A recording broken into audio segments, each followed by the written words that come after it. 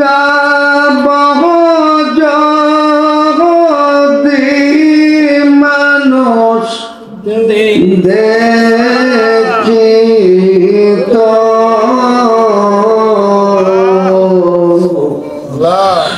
ঘর বাড়ি রে পাগল হইত ঘর বাড়ি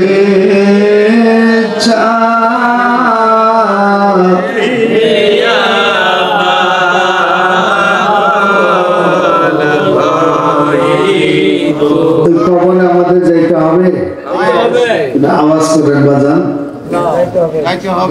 জান্নাতের বাগানে আমরা বসছি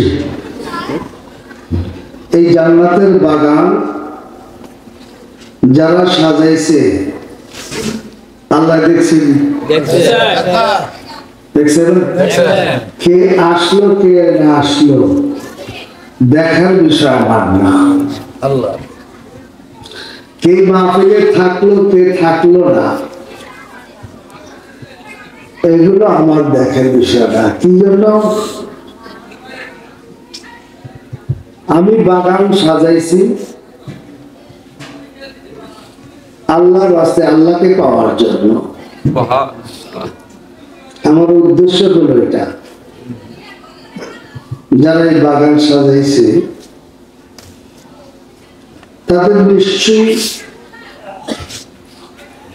এই চিন্তাধারা নিয়ে ওনারা সাজাইছেন বাজারে মুস্তফা খরিদারে খোদা মুস্তফার বাজার মিলাই দিছে যার খরিদ্দার স্বয়ং খোদা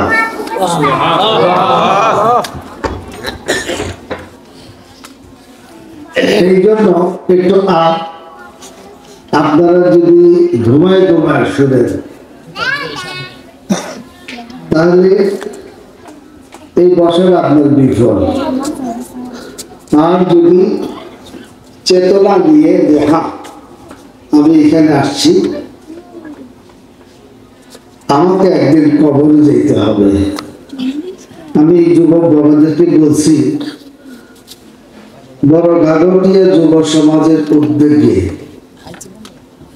কবরবাসীদের স্মরণে খুব ভালো লাগছে যে এরা কবরবাসীদের স্মরণের কথা বলছেন ওদেরকে আমি বলছি বাবা সবচেয়ে ভালো লাগছে এটাই যে কবর তো আমিও যাব তুমিও যাওয়া আমরা সবাই কবরের যাত্রী না তো ওই কবরের কথা স্মরণ করে কবরবাসীদের রূহের বাক্যতার জন্য আজকের এই মাহফিল যারা সাজাইছে কবরবাসীরা তো খুশি হয়েছে এতে আমার আপনারও লাভ হয়েছে যে কবরের কথা শুনে যদি একটু আমার মালিককে ডাকতে পারি যদি আল্লাহকে আমি ঠিক মতো ডাকতে পারি তাহলে অবশ্যই আল্লাহ আমার ডাকে সাড়া দিবেন আল্লাহ আমার জীবনের গুণাগুলিকে মাফ করে দিবেন মাশাআল্লাহ নিজের ব্যাপারে একটু আগে আনতেছে আপনারা যত আগে আসবেন তত ভালো লাগবে না ঠান্ডার মৌসুমে এক একজনে বিচ্ছিন্ন আল্লাহ কিছু ওয়াতাসিমু বিহাবলিল্লাহি জামিআ ওয়া লা তাফাররাকু তোমরা পরস্পর বিচ্ছিন্ন হয় না বিচ্ছিন্নতা যদি হয়ে যাও তাহলে তোমাদের ক্ষতি হবে তোমাদের যেমন জিওগ্রাফি চ্যানেল ভিতরে দেখা যায়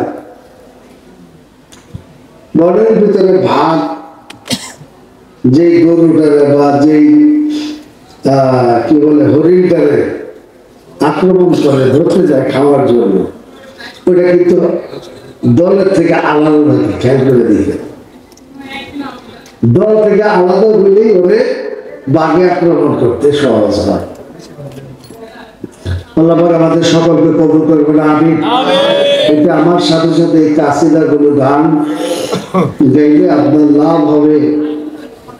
কবরের কথা মনে হবে, যেই কবরে আপনাকে আমাকে থাকতে হবে অনন্তকাল, লা আদাদা ওয়ালা হিসাবা, কোনো হিসাব নাই। বেহিসাবে কতদিন পরে আল্লাহ কিয়ামত কায়েম করবে, তখন সে নামতে উঠবে। এর আগ পর্যন্ত কোথায় থাকতে হবে? কোথায়? কবরে। ওই কবরের কথা স্মরণ করে আপনি একটু সময়ের জন্য বসে যান। আল্লাহ পাক আমাদের সকলের এই বসাকে কবুল করে দেন, আমিন। কবরে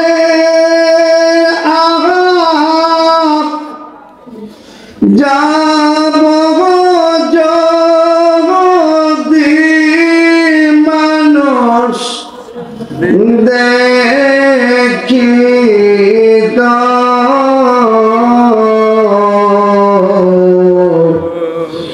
গরবারে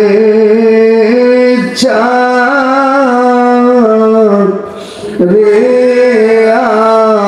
পাগল হইত ঘর বাড়ি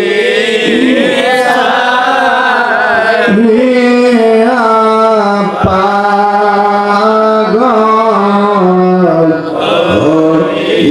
হইত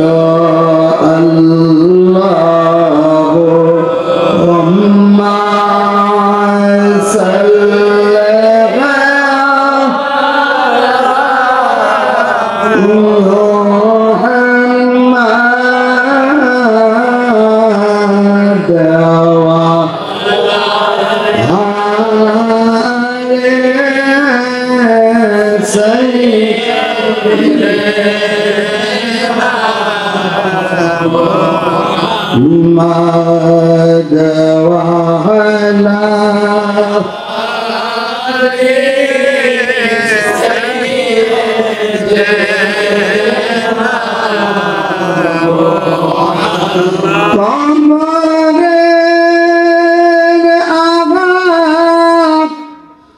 যাব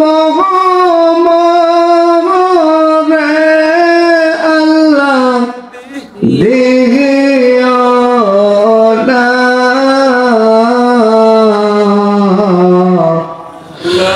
এত কঠিন আযাব সইতে পারব না, এত কঠিন আযাব সইতে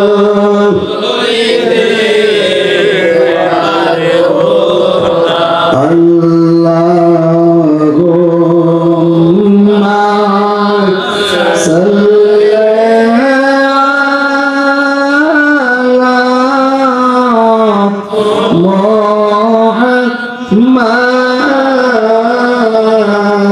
মুহাম্মাদ ওয়া আলা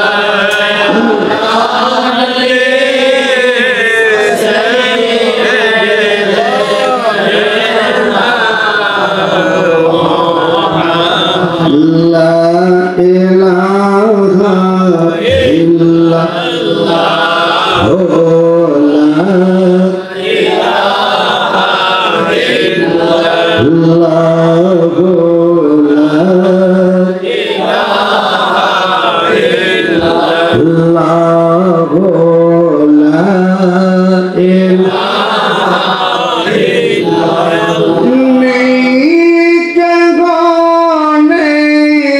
ইল্লাল্লাহ ছাড়া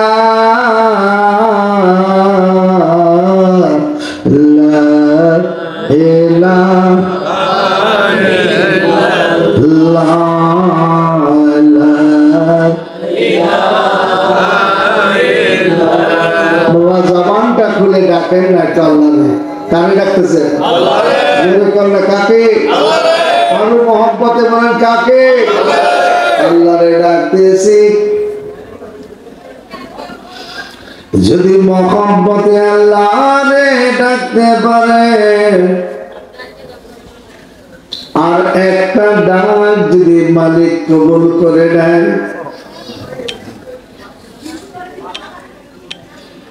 বিল্লিসানি বিশফাফি, জিহ্বা নাড়াচাড়া করলেন, ঠোঁট নাড়াচাড়া করে ডাকলেন। এই ডাকার কথা আমি বলতেছিলাম, অন্তর দিয়ে যখন বলবেন লা ইলাহা ইল্লাল্লাহ, নাই কোন মাবুদ আল্লাহ ছাড়া, বান্দা যখন আল্লাহর দিলটা দিয়ে ডাকে,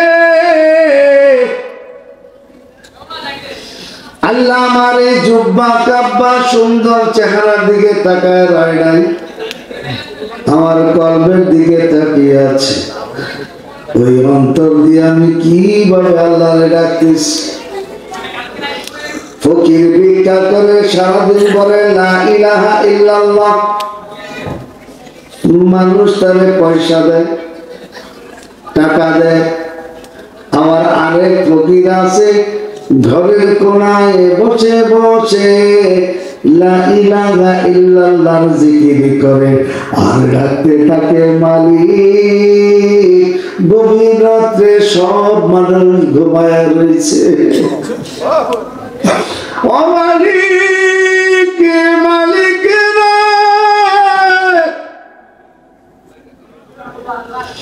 পাড়া প্রতিবেশী সবাই ঘুমিয়ে আছে, আমি তোমারে পাগল পাইয়া তোমারে ডাকি। আল্লাহ ঘোষণা করেন, বান্দা দুনিয়ার পাগল হইয়াতে কি লাভ হবে তোর? আমরা সকলে পাগল, ছেলের পাগল, মেয়ের পাগল, স্ত্রীর পাগল, ঘর বাড়ি, টাকা পয়সা, ধন দৌলতের পাগল, এগুলোর পাগল আমরা, ঠিক না? ব্যাংকে 1 লক্ষ টাকা আছে, আর 1 লক্ষ টাকা বানানো সেই পাগল। জমি একটা আছে, আর একটা বানানোর জন্য আমি পাগল। বাড়ি 1 তলা করেছি, আরেক তলা করার জন্য পাগল। এই ক্ষণস্থায়ী দুনিয়ার জন্য আপনি আমি পাগল, কিন্তু আল্লাহর জন্য পাগল হইতে পারলেন না। যে আল্লাহ তার দিকে তাকিয়ে আছে, এই ঠান্ডা কনকনা ভেতরে আপনি বসে আছেন। এটা হলো রজব মাস। কি মাস? রজব মাস। আজকে রজব মাসের 2য় জুমা চলে। যে রজব মাসের কথা আল্লাহ বলছেন, আর-রাজবু শাহরুল্লাহ। রজব বলছে আল্লাহর মাস। কার মাস? কার মাস? ওই আল্লাহর জন্য রজব মাস, যে মাসের কথা আল্লাহ ঘোষণা করেন, এই মাসটা হলো আমি আল্লাহর মাস। ওই আল্লাহর মাসে ঠান্ডার ভিতরে বসে আছেন বাবা, আল্লাহ একটা ওসিলা দিয়ে আপনারে পার করবে। বান্দার জন্য আল্লাহ বড় দয়াবান, আল্লাহ বড় মেহেরবান। বান্দাকে আল্লাহ জাহান্নামে পোড়ানোর জন্য বানান নাই।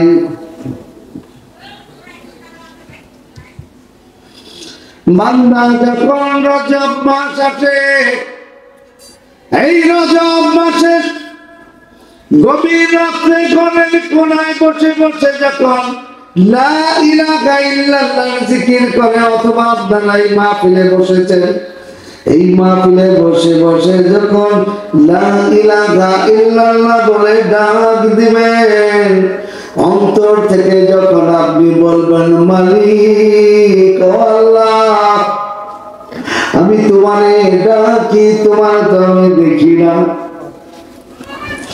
তুমি মালিক কোথায়?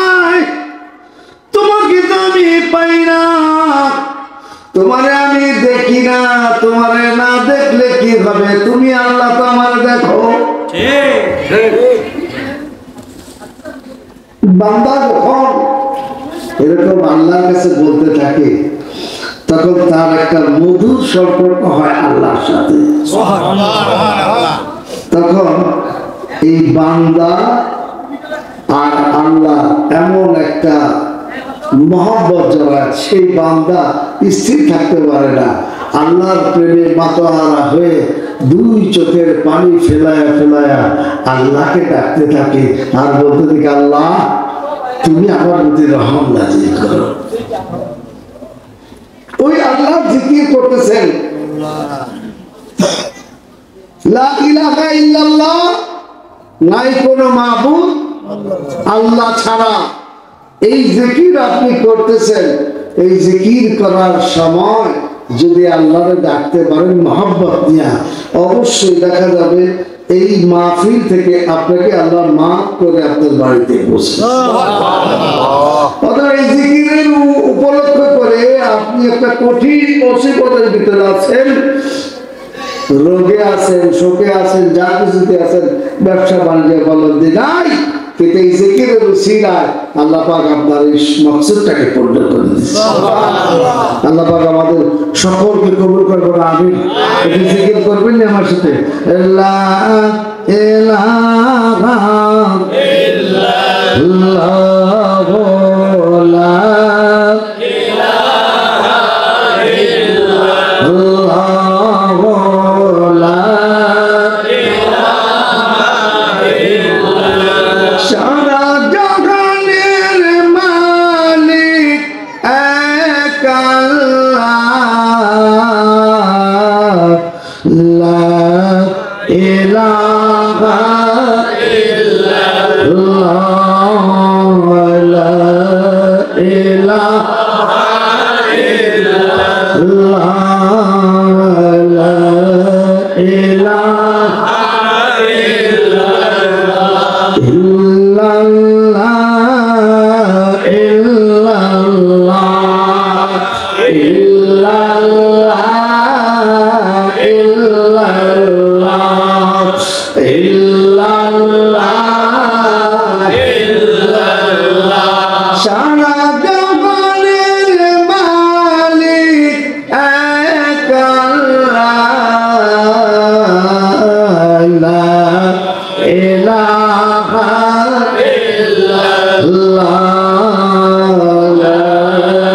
ইলাহা সবাই একসাথে লা ইলাহা ইল্লাল্লাহ মুহাম্মাদুর রাসূলুল্লাহ সাল্লাল্লাহু আলাইহি ওয়াসাল্লাম। আশহাদু আল্লা ইলাহা ইল্লাল্লাহ ওয়াহদাহু লা শারীকা লাহু ওয়া আশহাদু আন্না সাইয়্যিদানা মুহাম্মাদান আবদুহু ওয়া রাসূলুহু। সবাই বলি আলহামদুলিল্লাহ। জাগতিক যুব সমাজের দিব্য কবর মসজিদের স্মরণে আজকের এই মাহফিলের যিনি সভাপতি আছেন জয়নাল আবেদিন সাহেব সহ আরো যারা প্রধান অতিথি আব্দুল আজিজ সাহেব, সহসভাপতি জয়নাল আবেদিন মুন্সি সাহেব, আরো যারা আছেন ওলামায়ে কেরাম সহ সকলের প্রতি আমার আবারও সালাম। আসসালামু আলাইকুম ওয়া রাহমাতুল্লাহি ওয়া বারাকাতুহু। আমাদের সকলের একটাই খেয়াল, আজকের এই মাহফিলে আমরা আল্লাহ এবং আল্লাহর রাসূলকে রাজি খুশি করার জন্য বসেছি। যারা এই মাহফিলের আয়োজন করছেন, আমি আবারও বলি, তারা নিশ্চয় একটা ভালো উদ্যোগ নিয়েছেন যে কবরবাসীদের জন্য আজকের এই আয়োজন। সাথে সবারই আমাদের কবরে যাইতে হবে, তাই না? যেতে হবে কি? এই কবরে যাইতে হলে কবরে কি আপনারা টাকা পয়সা বন্ধক দিতে পারবেন? যা বাড়ি গাড়ি করছেন, আমরা যারা যা করছি এগুলো নিয়ে যাওয়া যাবে? কি নিতে হবে? আমল তো দুই প্রকার, একটা হলো নেক আমল আর একটা হলো কি আমল? বদ আমল।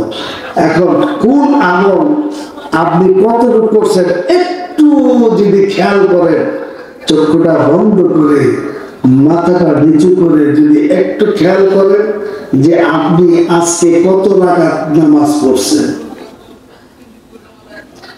কয়েকটা নামাজ জামাতে পড়ছেন আপনি, বাজান 5 ওয়াক্ত নামাজ ঠিক আছে, এটাই হলো মুরাকাবা, যেটা আমার নবীজি জবলে নূর বলে একটা পাহাড় আছে সৌদি আরবের মক্কাতুল মুকাররমায়, ঠিক আছে, মাইক ধরো না বাবা, মাইকের সাউন্ড তোমার মশাই যা আছে ঠিক আছে। যারা সৌদি আরব থাকেন, সৌদি আরবে মক্কাতুল মুকাররমায় একটা পাহাড় আছে, এই পাহাড়টার নাম হলো জবলে নূর। বলে আল্লাহু আকবার। জবল মানে পাহাড়, নূর অর্থ আলো।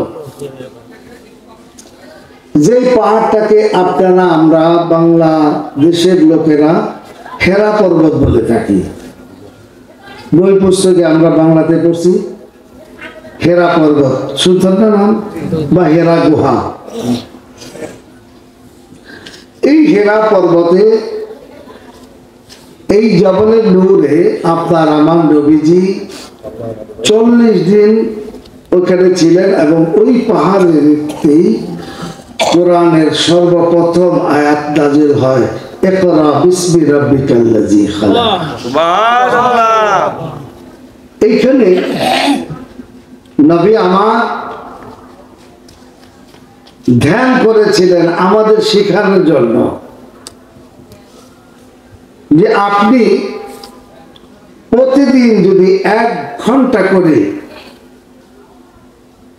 মুরাকাবা করতে পারেন, কাদ আফলাহা মান তাযাক্কা ওয়া যাকারা ইসমা রাব্বিহি ফাসাল্লা। 3 কাজ করতে হবে আপনাকে, আল্লাহ বলছেন।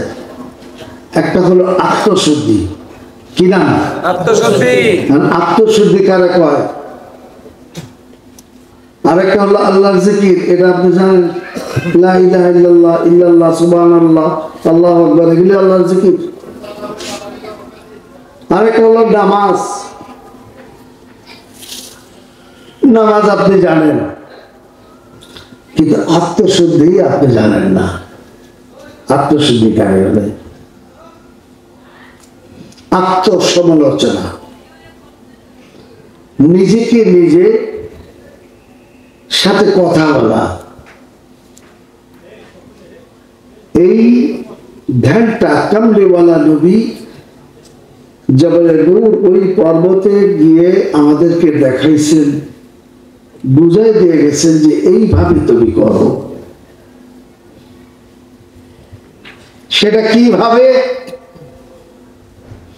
আমি যে বলতেছিলাম যে আপনি আজকে এখানে বসে একটু চক্ষুটা বন্ধ করলেই আপনি খেয়াল করতে পারবেন যে আজকে সারা দিনে এই ফজর থেকে শুরু করে এই পর্যন্ত আপনি 5 ওয়াক্ত নামাজের ভিতরে কয় ওয়াক্ত নামাজ আপনি করেছেন, কয় ওয়াক্ত আপনার জামাতে পড়া হয়েছে, কয় ওয়াক্ত নামাজ একা একা পড়ছেন, কয় ওয়াক্ত নামাজ আপনার কাজা হয়েছে।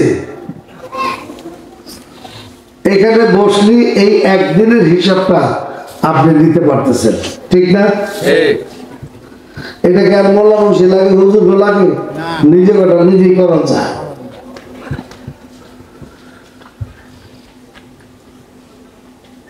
বসলেন, এখানে বসে বসে আপনি একটু চক্ষুটা বন্ধ করলেন, এখন বন্ধ করেন, সকলে বন্ধ করেন, চক্ষুটা বন্ধ, একটু সারা জীবন তাকাই রয়েছেন বাবা, দেখছেন জগতের, একটু চক্ষুটা বন্ধ করে খেয়াল করেন যে আপনার আজকে নামাজের কি অবস্থা।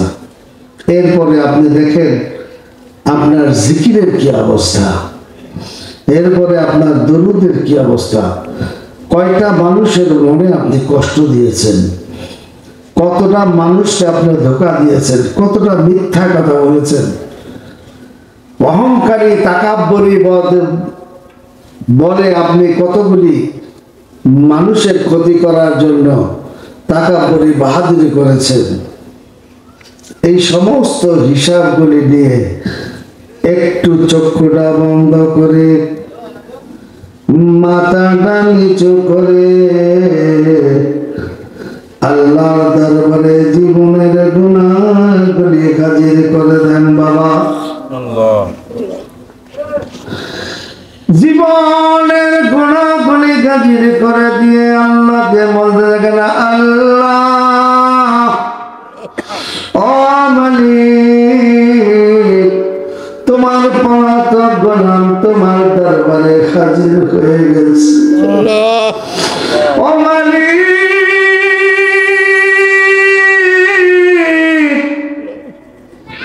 এই মুহূর্তে আমি একটু হিসাবটা করছিলাম, হিসাব নিয়ে দেখি আমার আমলের কোটা শূন্য। যেই নামাজগুলি করেছি, যেই জিকির করেছি, এগুলোতে রিয়াবরা ছিল, লোক দেখানো ছিল, আমার আমলের কোটা শূন্য দেখা যায়। দিন দিন তো আমি জয়ীফ হয়ে যাইতেছি, আমার চুলদারি তো পেকে গেছে, আগের মতো সেই শক্তি আমি পাই না, আগের মতো আমি হাঁটতে পারি না। ও আল্লাহ, আমি কি নিয়ে কবর দেশে যাব? আমার আমলের দিকে তাকাইলে দেখা যায় আমল তো আর আমল নাই, সব বরবাদ হয়ে গেছে। আল্লাহ, তোমার দয়া ছাড়া আমার উপায় নাই। ও মালিক, আমি তোমার দয়ায় বেঁচে আছি, তোমার দয়ায় আমি এই মাহফিলে বসে আমার জীবনের গুনাহগুলি হাজির করলাম। আমি কেমনে কবরে যাব রে বাবা? দুনিয়ার মানুষ তো আমার খাতির করবে না, দুনিয়ার মানুষ আমার আপন ভাববে না। আমি মারা যাওয়ার সাথে সাথে আমার বিবি আমার সাথে শোয়া ছিল, আমার বিবি লাফ দিয়ে উঠে গেছে, আমার সাথে আর থাকে না। পাড়া প্রতিবেশী আমার ছেলে মেয়েদেরকে ডাক দিয়ে বলে, উনি আর দুনিয়ায় নাই, তাড়াতাড়ি করে তাহলে খাটের থেকে নিচে শোয়া দাও।